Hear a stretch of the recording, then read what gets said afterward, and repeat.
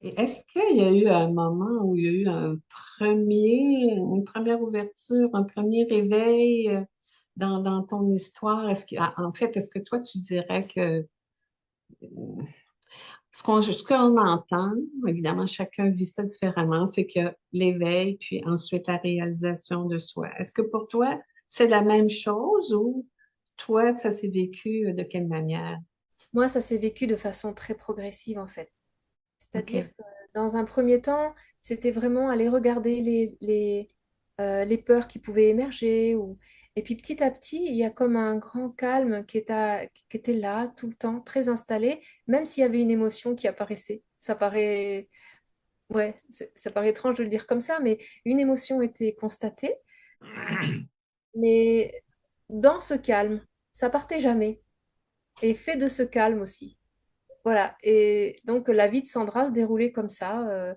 Tout était constaté dans un calme et un calme, je tentais pour voir s'il y avait une limite à ce calme. Souvent dans les ashrams, on dit, voilà, quand on est calme, quand on médite et tout ça, là, on peut sentir la présence, la conscience. Je dis, ouais, ouais, mais si je cours vite. Alors, je courais vite et je voyais qu'il y avait un corps qui courait dans un calme. Et si je parle vite, parce que souvent on a cette idée, moi je voyais Arnaud très posé, tout ça, je dis, Mhm. et ouais, mais moi si je parle vite, si je dis un peu n'importe quoi, ben non, ça disait n'importe quoi dans le calme. Donc il y avait Wow. rien qui pouvait Mhm. atteindre ce calme, l'enlever, je pouvais courir vite, n'importe quoi, c'était toujours là. Et plus je faisais comme exprès que ça parte, plus ça s'imposait, parce que de toute façon c'est notre nature, ça peut pas s'en aller. Donc c'était comme imposé à force.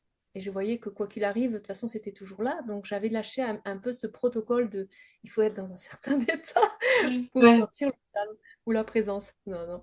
ouais. Voilà.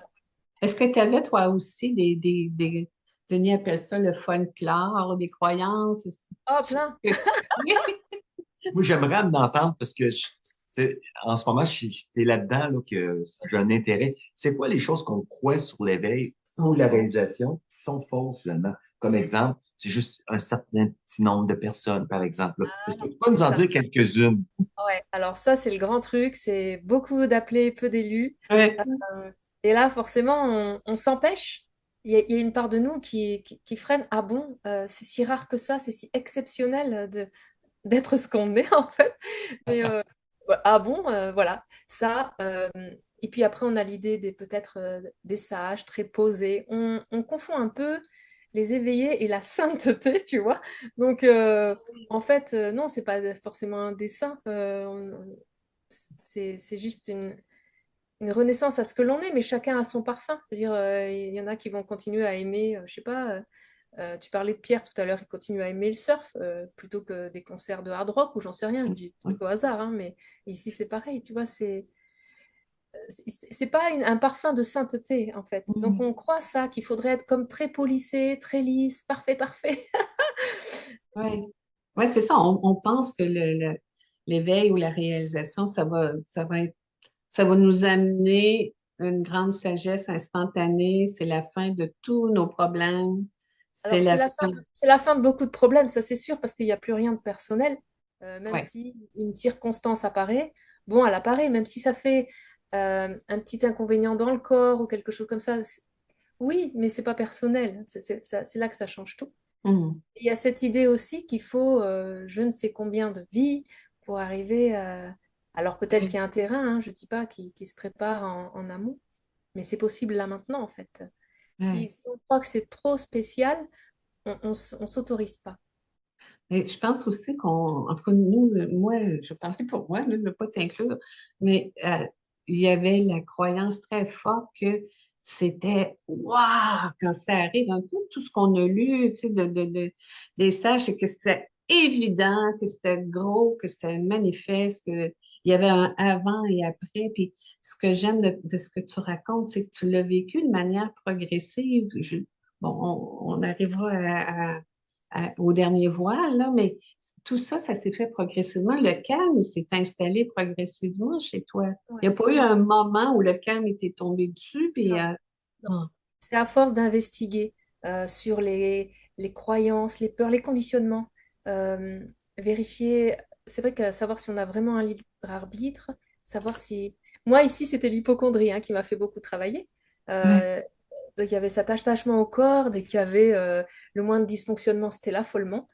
Et du coup, c'était une vraie souffrance. Et cette souffrance-là, elle m'a amenée à investiguer plus. Oui, bon, d'accord. Alors, si le corps est malade, en fait, maintenant, ce que je conseille souvent de faire ça, d'aller regarder vraiment ce que la peur, elle raconte. Ah oui, malade, alors, ok, t'es malade. Qu'est-ce que ça raconte? Et puis Mm. tirer le fil de ce que ça raconte. Oui, ben, tu vas souffrir, il va y avoir des sensations désagréables, ok. Et puis après, tu vas mourir. J'ai dit, bon, allez, ok, alors je meurs, et alors? Et là,